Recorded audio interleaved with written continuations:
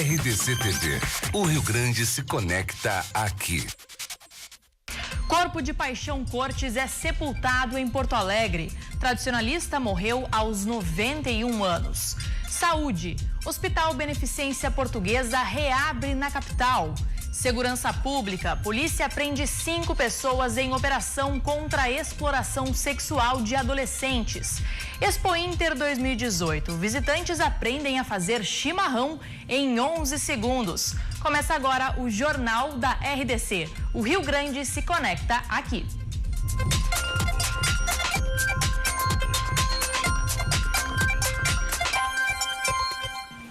Boa noite. E o dia amanheceu triste para os gaúchos.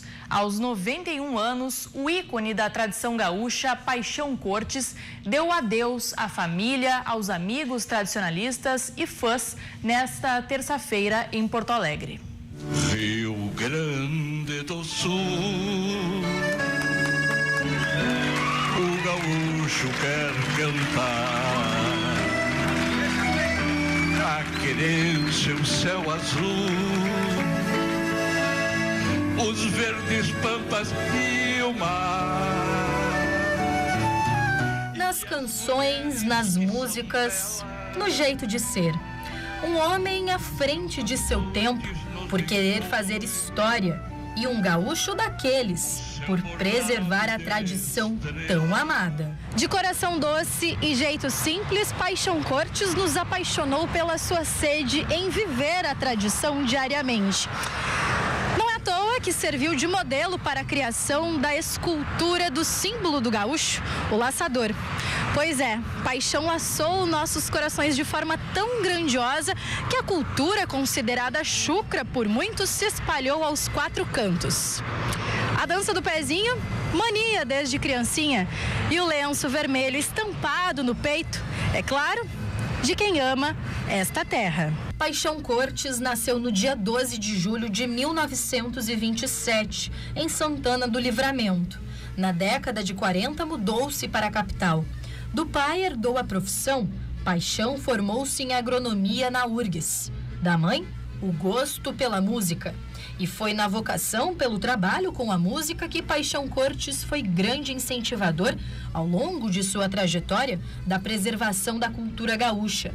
O eterno laçador deixa 3 filhos, 5 netos, a esposa e uma legião de fãs e admiradores da tradição. Se hoje a gente vê uma criança dançando o pezinho, é graças a ele, Barbosa Lessa, que puderam resgatar, através das danças, o orgulho de ser gaúcho. E uma coisa que eu aprendi com meu pai foi a simplicidade, a valorização do homem simples do campo. Paixão faleceu na tarde desta segunda-feira no Hospital Ernesto Dornelles. Desde o dia 18 de julho seguia internado. Depois de uma queda, Paixão teve o fêmur fraturado e passou por cirurgia. O velório do ícone gaúcho ocorreu ao longo desta terça-feira no Salão Negrinho do Pastoreiro, no Palácio Piratini. A família, fãs e amigos deram o último adeus à Paixão. Eu comecei, antes de tocar gaita, dançando na Invernada Artística, e eu ia recolher as danças que ele estava estudando como bailarino para aprender aqueles passos de danças daqueles antigos. Então eu tive essa honra de ir a campo com o Paixão para fazer esses estudos. Então realmente fico muito feliz por ter privado e convivido esses momentos, claro, e muito triste hoje pela perda dessa figura maravilhosa que o estado todo admira. Nós todos ficamos órfãos nesse sentido, mas ele deixa esse grande legado, como eu já frisei, e que é de responsabilidade de toda a sociedade gaúcha preservar e manter vivo. Nós estamos enlutados, na verdade, né? Como representante da juventude tradicionalista, eu expresso esse sentimento, mas nós somos gratos por tudo que ele fez, e hoje cabe a nós essa responsabilidade de colocar em prática, de continuar perpetuando as tradições e toda a história, todo o trabalho que ele realizou. O governador do estado, José Ivo Sartori, também esteve no velório. Foi decretado luto oficial de 3 dias pela perda do símbolo do gauchismo. Fica o CTG 35, ficam as cavalgadas, os rodeios e, por que não dizer, também o folclore, a tradição e a história do Rio Grande do Sul está marcada na figura do Paixão Cortes. O último adeus foi marcado por muita emoção e homenagens. Agora, fica a saudade.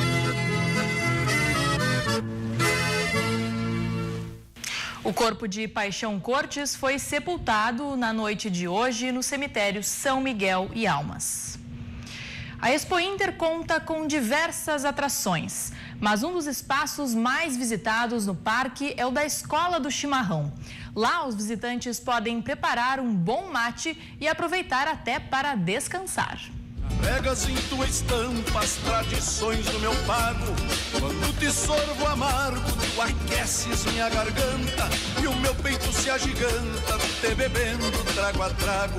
Um ambiente rústico e aconchegante para receber milhares de visitantes durante os 9 dias de Expo Inter. Por aqui, passam pessoas de todas as regiões do Brasil e diferentes partes do mundo. Quem chega por aqui pode conhecer até 36 modelos diferentes de chimarrão, que ficam aqui, ó, todos expostos nesta mesa. Mas além disso, aprendem um pouco mais sobre esta tradição do gaúcho e ainda aproveitam este espaço para descansar e, claro, tomar um mate.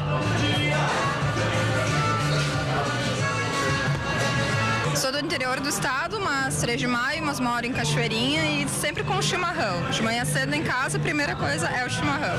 É costume, né? Desde pequenininha a gente inicia com o chimarrão e quanto mais amarga a erva, melhor é o chimarrão. Então, passa a cuia de mão em mão, família, encontro, acho que é tudo, né? O chimarrão marca o encontro da família, os amigos. Mas para tomar é preciso saber fazer. E depois de muita prática, acredite, é possível preparar o chimarrão em apenas 11 segundos de forma muito prática. É muito simples. É muito simples. Consiste em colocarmos 1 colher de erva na cuia.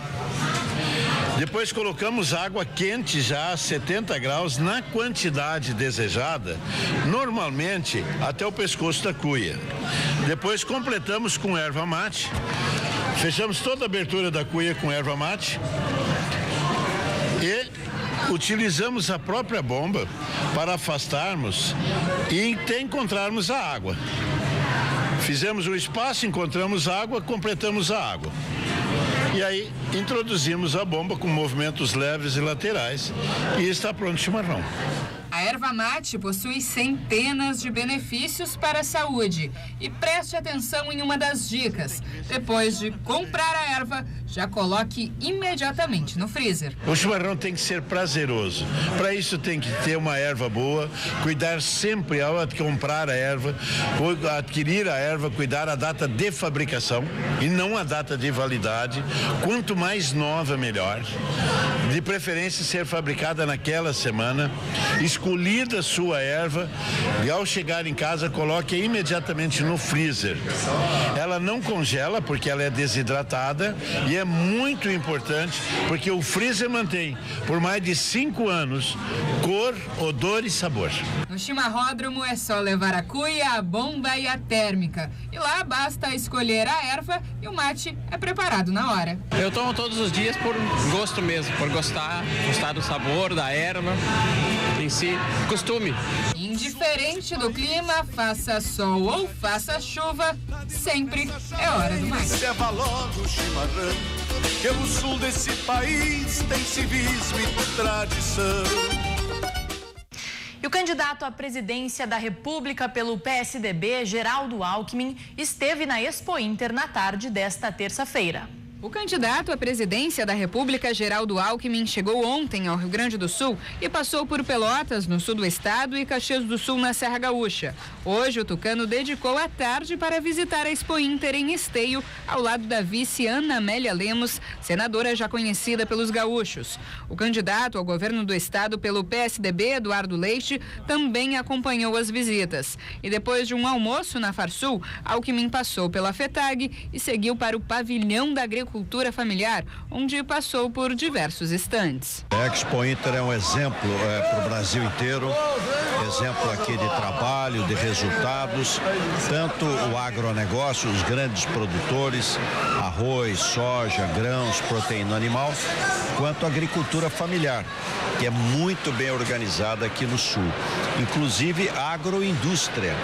Acabei de comprar aqui uma goiabada cascão, feita na agricultura familiar, agregando valor, né? Agregando valor. Ao invés de vender a fruta, vendo doce. Ao invés de vender a hortaliça, embale, limpe, já entrega no supermercado, agregar valor e melhorar a renda da agricultura familiar. Belíssimo trabalho aqui, fico feliz de voltar aqui à Expo Inter. O candidato ainda se aproximou do público da Expo Inter, conversando com os expositores e tirando fotos com os eleitores. Na última pesquisa feita pelo Datafolha, divulgada na semana passada, Alckmin tinha 5% da intenção de votos no Rio Grande do Sul. E agora uma boa notícia na área da saúde. O Hospital Beneficência Portuguesa de Porto Alegre foi reaberto nesta terça-feira. A reabertura estava programada para acontecer no dia 1º de agosto, mas o local precisou passar por uma vistoria que foi feita pela Vigilância Sanitária. Com as exigências em dia, o hospital reabriu as portas nesta terça-feira e os atendimentos começaram às 8 horas da manhã. Passou por um processo agora de alguns ajustes junto à Vigilância Sanitária, né, do município, em termos de readequações, né? Então, nesse momento, atrasou um pouco a operação, mas hoje estamos reabrindo as portas já em condições de atendimento à população. Depois de enfrentar uma crise financeira, o hospital agora segue sendo administrado pela Associação Beneficente São Miguel. A unidade reabre com 22 leitos para internação e 11 para observação. O objetivo agora é na busca da implementação de serviços e de recursos para o hospital. Nós sabemos que o hospital tinha uma unidade principalmente de neurologia, neurocirurgia, ortopedia e traumatologia. Nós já estamos em estudo de outras unidades, outros serviços, né, que agreguem valor ao hospital e gerem uma demanda, uma receita para o hospital para tornar ele superavitário. E hoje pela manhã, uma operação prendeu integrantes de uma quadrilha acusada de vender adolescentes a traficantes na cidade de Jaquirana, na região noroeste do estado. A operação foi decorrente de investigação sobre um esquema de exploração sexual de adolescentes. Os crimes tiveram início em 2015 e envolviam meninas de 12 a 15 anos. Os pagamentos pelas vítimas eram feitos em dinheiro ou drogas, e as próprias eram drogadas para participar dos programas. As menores estavam em situação de vulnerabilidade social e foi constatado pela polícia que os pais das vítimas não estavam cientes da situação. 5 pessoas foram presas, sendo que 4 delas são suspeitas de envolvimento direto no crime e um homem que estava foragido. Tempo seco aqui em Porto Alegre, neste momento 14 graus a temperatura aqui na capital dos gaúchos. Não saia daí, nós já voltamos.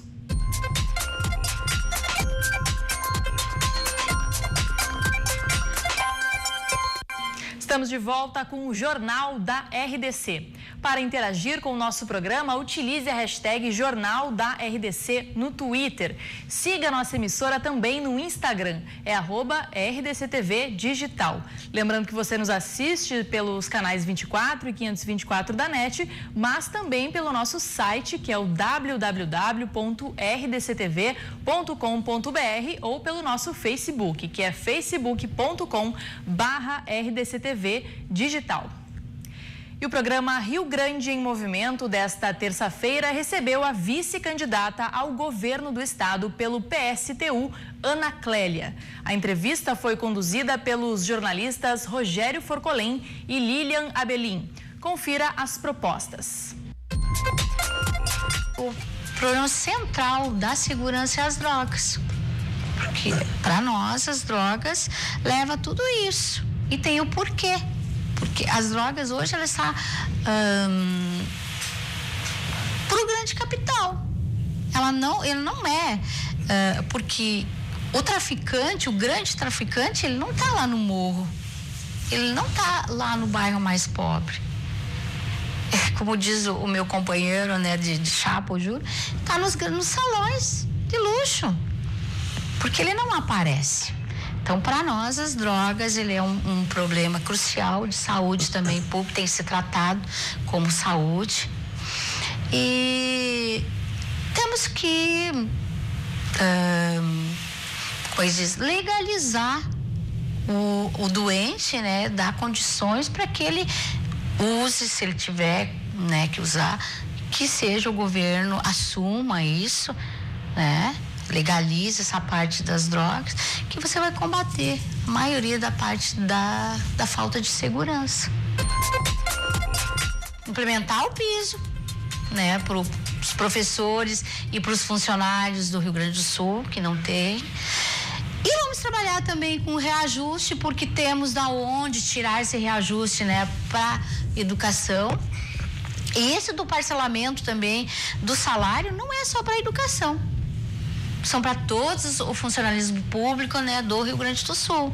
Então, nós vamos, né, pagar em dia, né? Isso é prioridade. O trabalhador trabalhou, no final do mês ele tem que receber, porque é dali que ele tira o seu sustento. Então, nós, funcionários públicos, eu me incluo nisso, né? Sou da educação, mas sou funcionária pública, eu sei o quanto isso nos dificulta. Não receber o nosso salário e a gente está cada vez numa categoria mais empobrecida, por falta, né, de projetos, porque os governos que estão aí não é prioridade para eles o funcionalismo público. Para nós, a saúde também é prioridade, que nem a educação. Ela tem que ter um SUS 100% público, né? Temos que regionalizar centros, né, de atendimentos para a população, bem equipado, né, com todo o equipamento, com profissionais, para que atendam essa população, porque eles não precisam sair e viajar muitos quilômetros para serem atendidos, né, no momento de dificuldade, que é o momento que você está doente. Então, isso para nós também é essencial, né? A gente poder dar condições para que a população tenha mais perto de si o atendimento. E assim, ó, o SUS 100% público. Esses hospitais hoje que nós temos aí, eles estão mais a mando do capital. Porque se você tem dinheiro, tu chega lá e é atendido. A população carente, ela vai para uma fila. E o candidato ao governo do estado pelo PSOL, Roberto Robaina, foi o entrevistado do programa Cruzando as Conversas desta segunda-feira. Os jornalistas Cláudio Andrade e Afonso Ritter conduziram a entrevista. Confira agora as propostas. Nós estamos indo para uma situação no Rio Grande do Sul onde o estado já perdeu a governabilidade sobre os presídios. Isso já é um fato.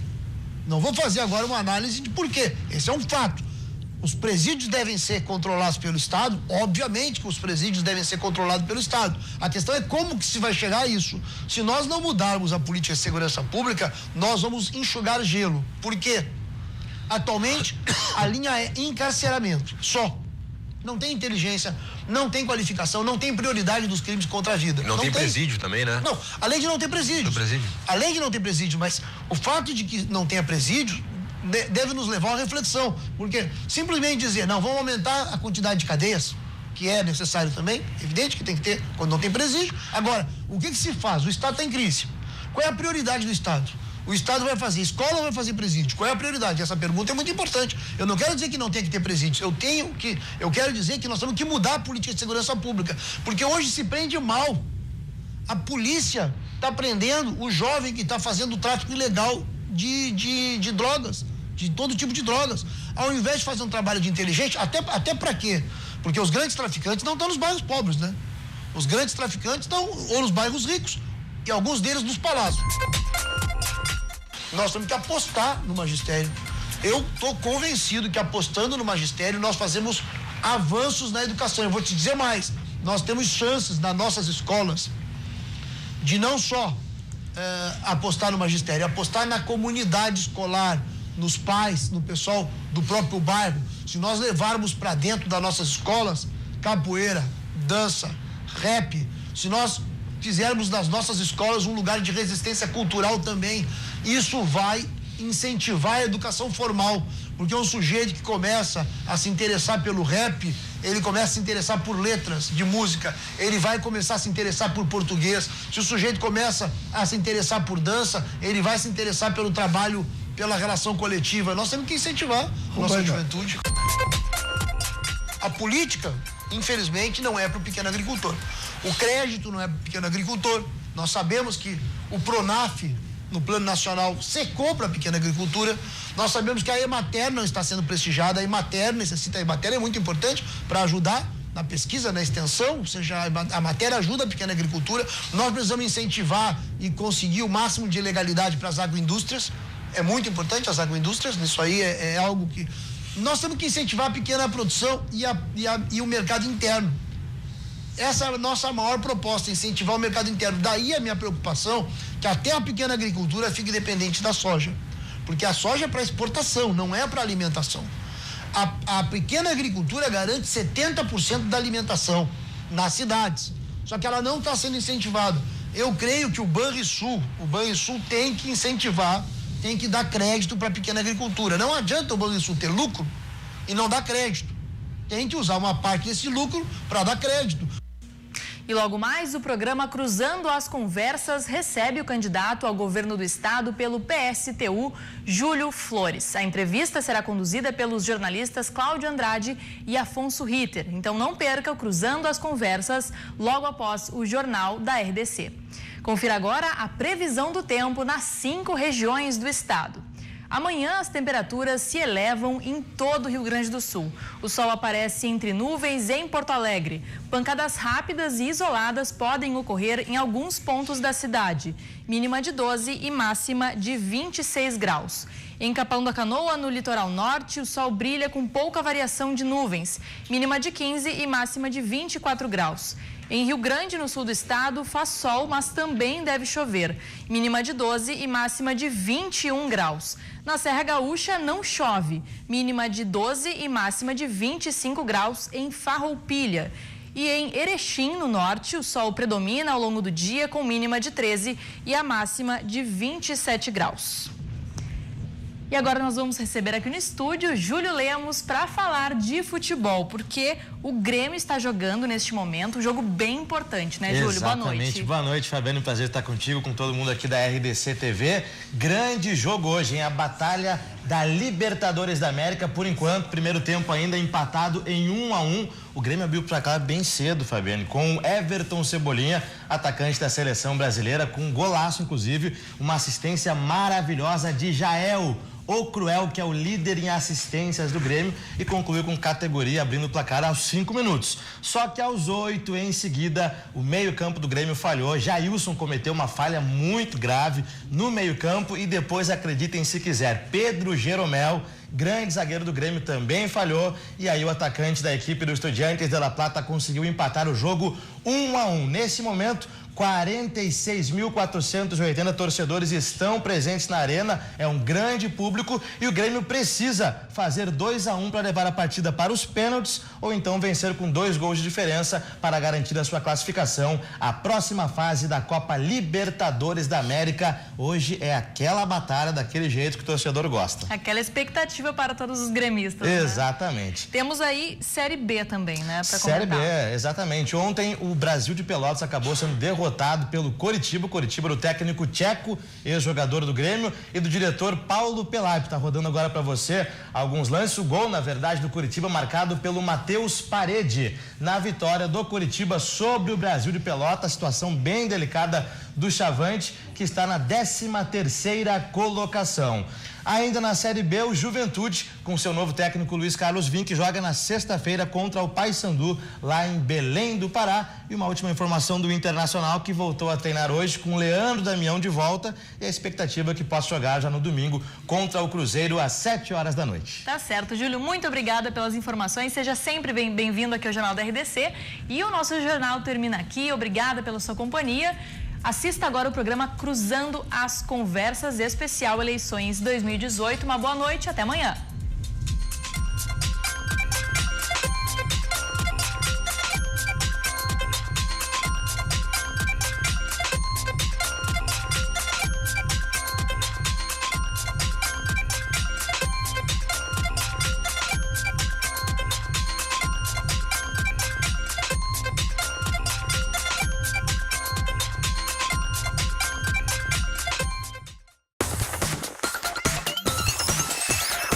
RDC TV.